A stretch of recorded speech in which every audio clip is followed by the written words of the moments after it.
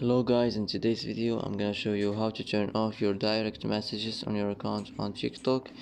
On notification settings, easy and quick. First click on your profile icon like this, click on these three lines here, click settings and privacy, and click notifications, and here as you see you will find direct messages. Just click like this and it will be turned off. And that's how to turn off direct messages, easy and quick. And that's it.